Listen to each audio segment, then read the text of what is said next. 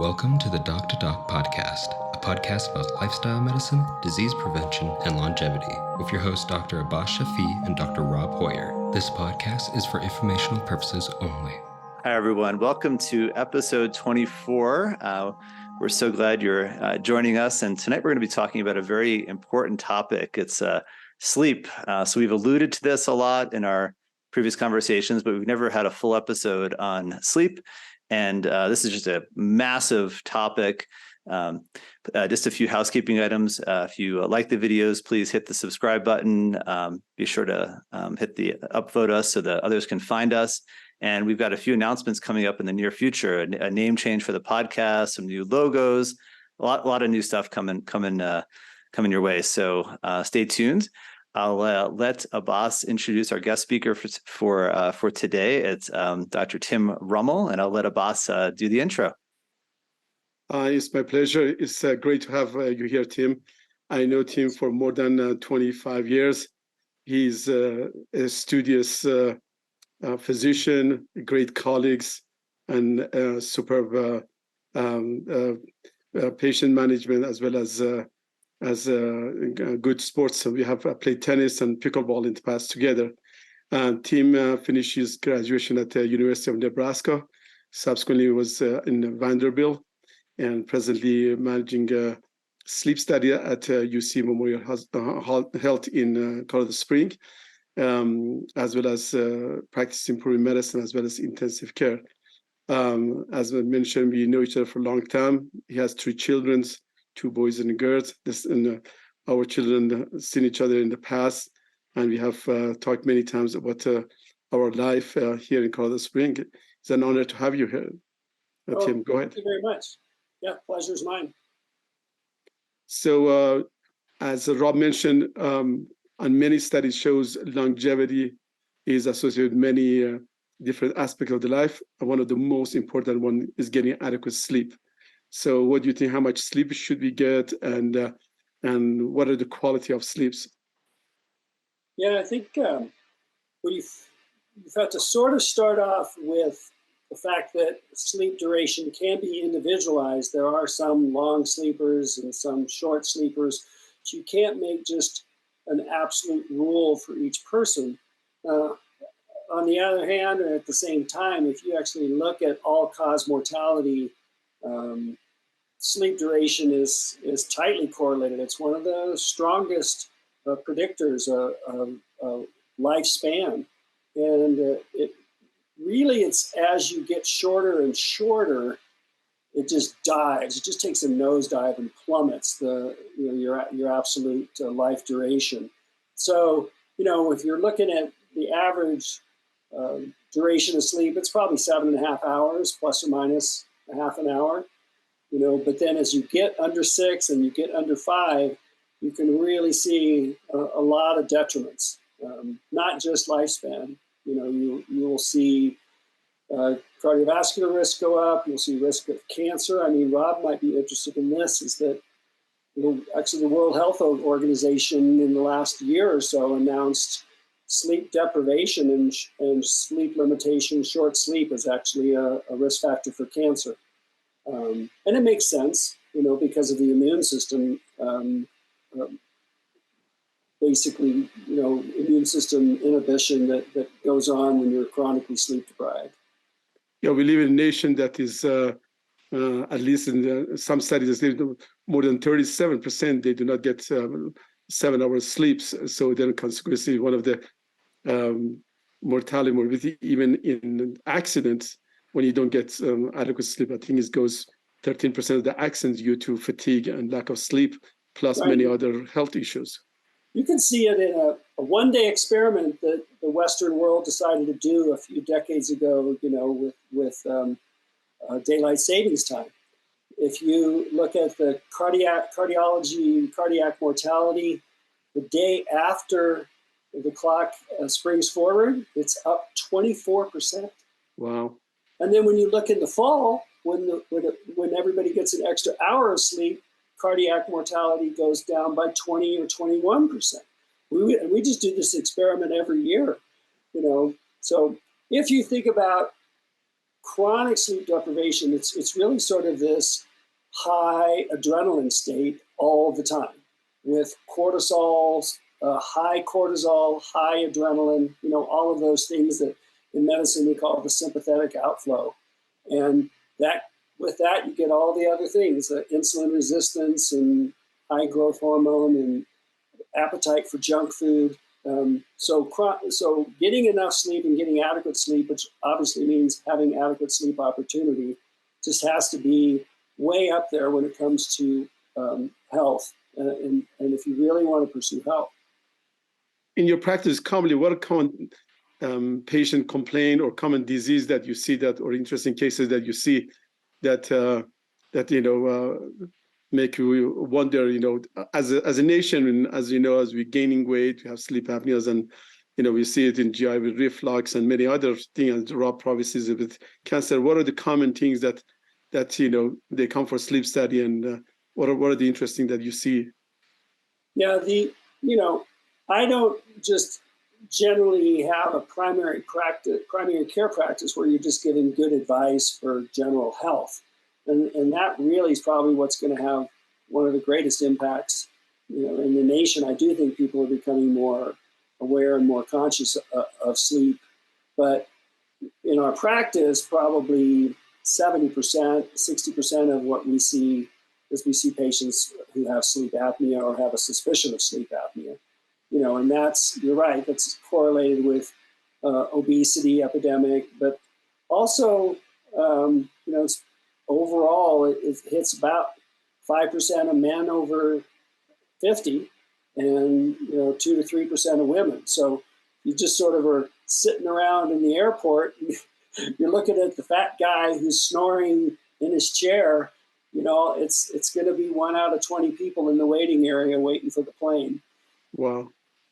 It's heartbreaking. This is, I think, going to be a huge factor in health economic as well in future for for the hospitals, for primary care, as well as for longevity. What are some of the interesting cases besides sleep apnea that you see that is, maybe people, they don't realize it, but they have, sleep deprivation and affect their other health? Well, I think there's a lot of kind of fun cases. I don't know if you want to talk about the weird cases, or would you like to talk about what I see more commonly? Maybe both. Maybe a little bit both. I think probably the second most common syndrome we see is restless leg syndrome. And people will talk about having insomnia or talk about inability to fall asleep, or they'll feel like their sleep isn't very restful or restorative. And it turns out it's restless leg syndrome, and that's just this phenomenon, a little more common in women for sure, where in the evening they start to sense this urge to move their legs and they just can't hold them still. And that's really the sine qua non, is just urge to move. If you actually just tell somebody, hey, I'm not going to let you move your legs, you have to hold them still, they'll go, no, I got to, I have to, And that, when they're trying to fall asleep, they just keep getting this urge over and over. It tends to start in the evening and spill into the first couple hours of the night and then tail off towards the second half of the night. So it's a common cause of having trouble falling asleep. I had one guy who said he didn't have it. He came to see me by himself and he just said, I'm tired. And I was asking him all the regular questions. When his wife came back with him the next time, she said, what are you talking about? She said, you've not only worn a hole in the sheet, you've worn a hole in the mattress. Wow. And actually, one of my colleagues, his wife had restless leg syndrome caused by iron deficiency. So that gets into both of your areas. And when we repleted her iron and got her on a little medication, he complained to me because she wasn't tired anymore. Of course. He said, I used to have the evenings to myself. I could watch SportsCenter, I could read a book, I could do whatever I want. And now my wife has all this energy. So I don't know if that's a success or not. That's right. And what is good sleep pattern? What the people they have, they come over there today with all the anxiety and stress? What you come and tell them? What's the ideal setting for the sleep if you tell them? I there's kind of just standard sleep hygiene measures, which anybody can look up. But basically, it's having a cool, dark, quiet room. So falling asleep, your body temperature has to fall. You have to cool down to go down. And then actually in the morning, if you warm up, you have to warm up to wake up. So, people can, if they have a real more fine adjustment for their thermostat, they can have the temperature cooler when you're falling asleep and then have it warm up a little bit that hour before you wake up in the morning. If you actually look at why does coffee wake us up in the morning, it starts to wake you up before you have any caffeine blood levels. And the reason it warms you up is the reason it wakes you up is because it's warming you up. Sorry. Internal temperature. Interesting. Yeah, so, I never thought about it. Yeah, cool and quiet. And everybody needs kind of a short sleep routine that helps them settle down. So not real involved or complicated. And whether that's a little bit of reading or a little bit of quiet time. But I think one of the biggest issues that I see for folks is they don't actually have time in the evening or set time aside in the evening to deal with their thoughts and their plans and their anxieties. So then when their head hits the pillow, that's the first time in the day they've had a chance to think about so-and-so made me angry, or my kids are driving me crazy, or I'm worried about this meeting tomorrow. And it's really one of the better habits and routines to get into is to set some time aside earlier in the evening, not right as you're hitting the bed, to basically go through, if you want to call it a constructive worry list. And for people, obviously people whose head hit the pillow and they just conk out, we don't care what they do. I don't care what they do, right? But they're usually married to an insomniac. So there's usually one insomniac sitting up fretting, and he or she is looking at their spouse who just sleeps, like a bear. So beautifully, yes. So the person who has trouble with their anxieties raising in the evening, those are the folks, who it can help to really have, a calming practice, whether it's constructive worry, breathing, meditation, prayer, all of those things. Or go for a long walk. Or, we see that a lot also with reflux at nights. I think there's two circadian rhythm, night and day, and people that they stay up, then start eating, munching more, and then they get more reflux, then they cannot go to sleep. It becomes a vicious cycle.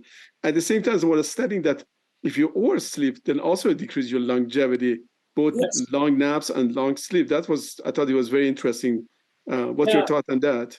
It really is kind of an inverse bell-shaped curve that way. So short sleep shortens your life. Long sleep is associated with, it's one of those things, though I don't quite understand the causation as much. Sometimes it makes me wonder if that's more of a correlation. In other words, who are the people who spend too much time in bed and sleep a longer amount of time and need more sleep? I think that list is, starts with depressed folks, people with sleep apnea, and some other things that are actually going to associate with mortality that correlates with diabetes and all those sort of things. So I don't know. When I run into people who are sleeping 10 or 11 hours and sleep through the night and wake up refreshed and aren't just lying there, hanging on for an extra couple hours of sleep, it's hard for me to just tell them to get up earlier. Mm-hmm. So different amount for different folks. But there are long sleepers. I mean, those people, if you wake them up at 9.5 hours, they're miserable. They're just miserable. I mean, they're not going to be up in the middle of the night tweeting nasty things to, on Twitter, but they're also, they actually don't function well if you're just in that group that's a long sleeper. So I would say the studies on excess sleep are harder to do, right? It's easier to sleep deprive people. You say, here's your usual amount, or sleep deprive a rat, or whatever experiment you want to do.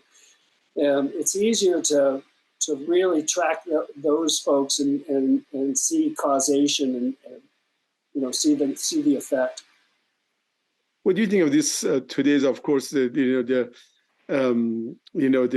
digital device and phones and social media. How have you seen any change? I'm sure you have seen a change in your practice, or what are your thoughts on that? Yeah, when my son, who's really doing well in school, grad school, he got up at the crack of noon today. And the main reason he got up at the crack of noon is because there was a new Spider-Man video game. And he was telling me how beautiful and wonderful it is, and how creative it is.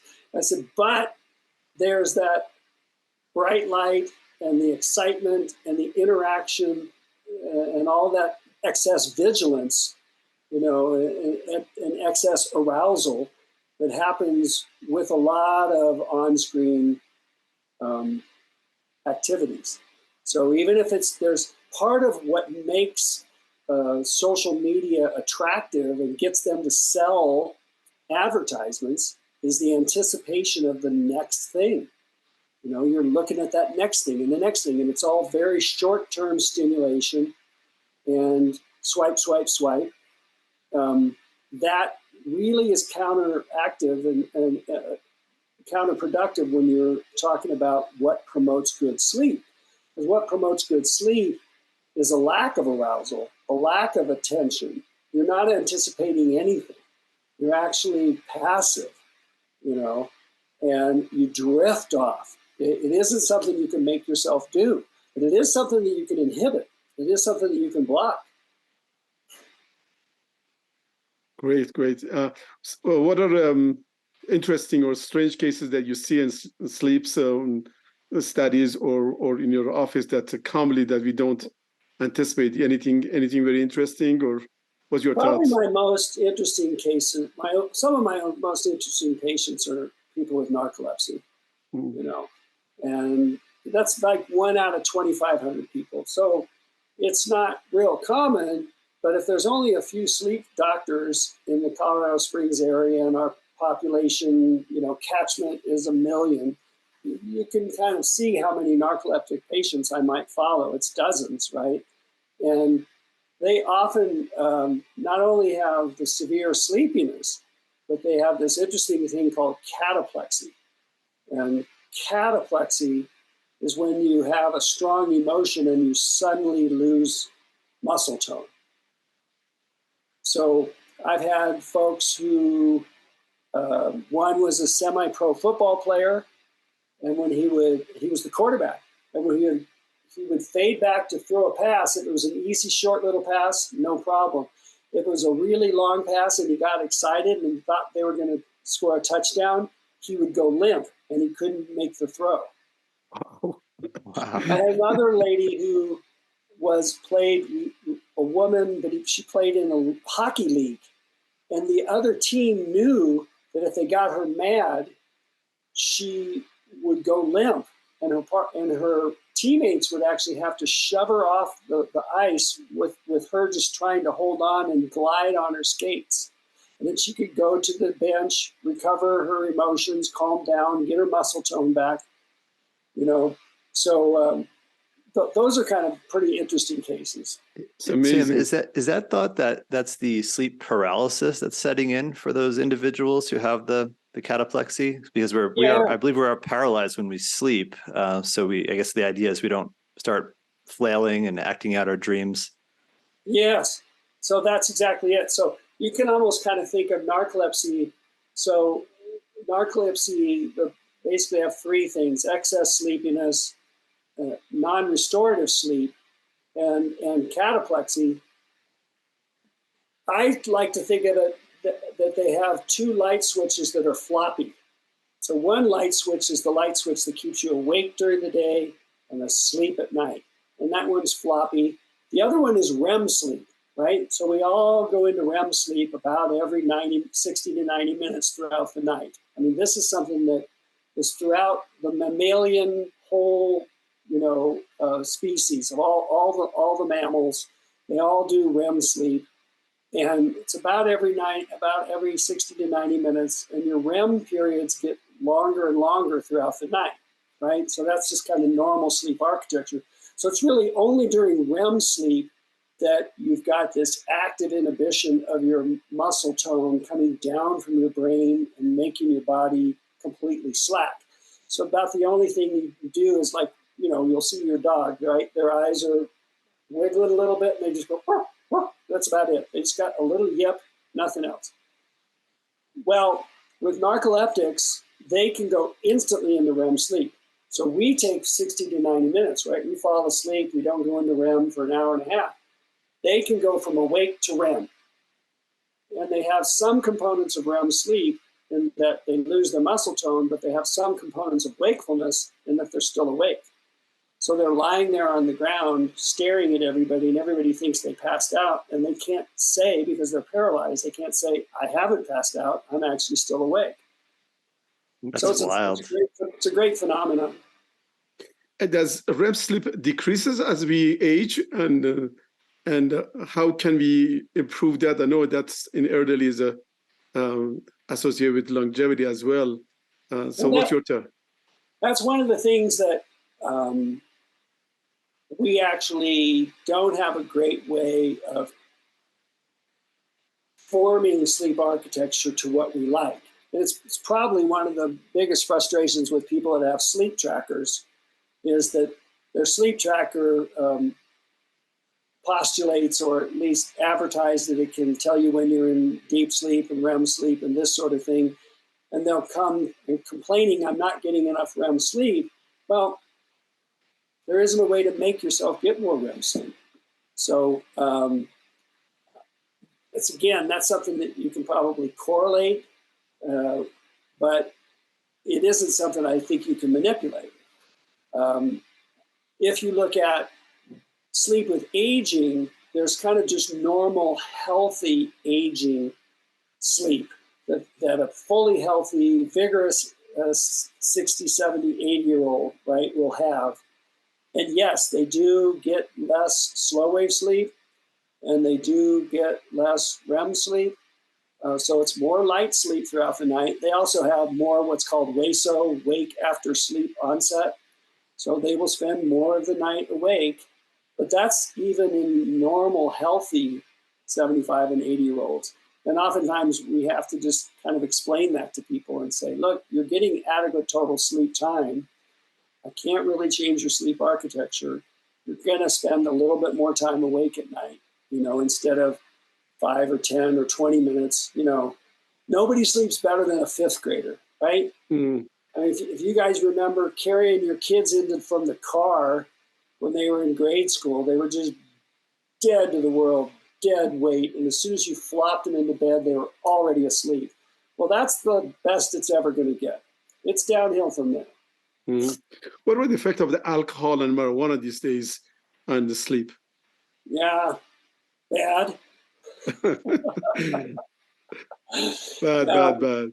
It's a dose effect, right? It's a dose effect. All right. So there's an LD50, if you want to call it a lethal, instead of a lethal dose, it's a bad dose to your sleep. And so if you have, for most folks, if they have a beer, if they have a glass of wine, there's not really a significant effect. They may actually just drift off to sleep a little better, right? Maybe because they look at their life in a more positive fashion.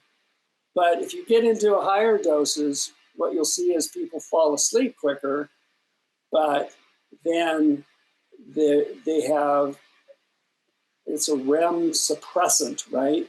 So the first REM period is kind of short, and they'll probably sleep through that. That second REM period comes and they pop awake, and then they're just awake. And that's very common with alcohol sleep, is that you're just awake in the middle of the night because you've suppressed REM sleep. And it's just not as restorative, the whole night. So it's a toxin. If it's mixed with a beautiful wine, though, it's amazing toxin. Well, the thing I see so many. Sorry, bro. I see so many of my patients today, even earlier, they all have these gummies. This is they swear this is don't take my gummies because for anesthesia we tell them not to take any marijuana, anything like that. It's just I don't know if it's placebo effect or they just has become a daily thing that we see in endoscopy that we currently we don't want to use any marijuana at least for 48 hours because of anesthesia, but it's hard to believe so many people they're taking those either smoke marijuana or take the gummies for sleep. Yeah, and they do need to have a little more research in the marijuana area. And there are different strains that they claim, some are more sedating, some are more excitatory. I think one of the biggest hangups with marijuana is that it does help you fall asleep when you first use it, like a lot of medications. And then it actually enhances slow wave sleep, so a little deeper sleep when you first take it. But as people get more tolerant, if they chase higher and higher doses of THC, then they get withdrawal excitation. And they're anxious when they don't have a certain THC level. So then they're chasing that. And now you're in a real conundrum. And that's really what we're seeing a lot of. Right. I have to say, though, I've had a few insomniacs over the years. Beautiful, lovely, conservative 70-year-old lady. I tried everything. We tried all the behavioral stuff. We tried all the counseling stuff. We tried all the relaxation techniques. And then she just came back to me and she says, I just light up every night. I only take a few puffs. I sleep like a baby. I'm never going to see you again. And I said, well, I'm not going to argue with it. So there's probably some patients who, find a small dose that helps and, and possibly decrease their anxiety or maybe, that's what I mean. as you said, that's the stress that they take to bed. Maybe if their main source of their insomnia was a certain inability to set their anxieties aside, right? So anxiety. You could talk hours on your podcast about anxiety, but anxiety has something to do with this perceived future loss, right? You think you're going to be losing something tomorrow or a month from now, and you're trying to solve that in bed of all places, right? The one place you're not going to take care of stuff that's going to happen a month from now is in bed tonight. And yet that's where people start their rumination. And that's probably more of a soul work, and personality work that people need to do. But that, I'm sure people could write whole books on that. Tim, I've got to ask you on the topic of substances, caffeine. I'm sure Yes. you get a zillion questions about that. How much? How close to bedtime can we use it? Great question. I think probably the thing that people don't appreciate the most is that the half-life of caffeine is 6 hours, right? So if you take a double espresso in the afternoon, and then that's 3 p.m., at 6 p.m., you still got one espresso. I'm sorry, at 9 p.m., you still got one espresso in your body. And then it's not until 3 a.m. that you're down to a quarter. So most of the caffeine issues have to do with the time of day. If you limit it to the morning, it's really unlikely to be bothering you by bedtime. But there are definitely some signs that people don't completely appreciate how long it lasts, and then they're wondering why they're staying awake at night. There are some interesting studies. There's a recent study on something called the Nappuccino. The Napa Chino. Okay, Yeah, we'll that's a have to new look. thing. Yeah. Yep. So people could benefit from a nap in the afternoon, right? I mean, I don't know about our society doesn't really have the nice emphasis and on napping at the siesta time, but there's a lot of wonderful ameliorative benefits of napping, after lunch, right? I was just in another country and the stores aren't even open from noon to My 3. hometown for 3 to 4 hours. The whole Yes, thing your can be. hometown. Yeah. Yeah. Do you think that Nappuccino is because initially when caffeine sort of goes to your brain, relaxes you, then wake you up? Is that because of the initial effect? What's your thought? The idea is that naps are wonderful and the duration of naps have been studied. So usually it's that 10 to 30 minute nap, which is probably the best duration of the nap, right? Too long and you're going to steal from the sleep bank and you won't fall asleep tonight. Too short, you don't get too much benefit. But part of the issue is there's a little sleep inertia when you first wake up from your nap and you drag. And so the things that have been shown to help you perk back up is if you have a little espresso before the nap. Then the caffeine hits you about the time you wake up. And that's where the Nappuccino comes from. That's beautiful, beautiful thought. The other thing that's interesting that's been shown scientifically to really wake you up when you have that kind of draggy, you're dragging after you wake up in the morning, is cold water. And so, we saw it in the old movies when the guy's, trying to wake up, but it actually, it has to be 2 minutes of cold water on your hands and your face. So splash, splash for a whole 2 minutes, which is a long time, right? We're supposed to brush our teeth for 2 minutes. My wife gets there all the time. I never do. And, but that's another thing that'll help you up when you're dragging right after you woke up. Beautiful. Well, this was an amazing discussion, and I personally learned a lot. So we can go on and on for a long time. Rob, do you have anything else to say? No, I think that was great. Thank you so much for everything. That was really wonderful. Tim, do you have any social media pages or places where folks can find you if anyone has any questions, or we can certainly forward you questions if we get any from the listeners. Yeah, I think forwarding my questions, I am definitely not on social media. I'm an old Nebraska boy who's snail mail and landlines. And you're not old.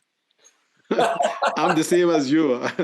I'm minimal social media. That's good for your sleep. Thank you. Yeah. Well, thank you so much. No, you're very welcome. It certainly was a pleasure. Greatly appreciate it. Hope we can talk in future and continue to speak. I'm sure we can talk for hours. Greatly appreciate your time and your information. Thank you for listening to the end of the podcast, and please listen to another one. It is one of the best ways to help us out. If you'd like to get in touch or just to find more episodes of Doc to Doc, you can find them both at drdoc.health.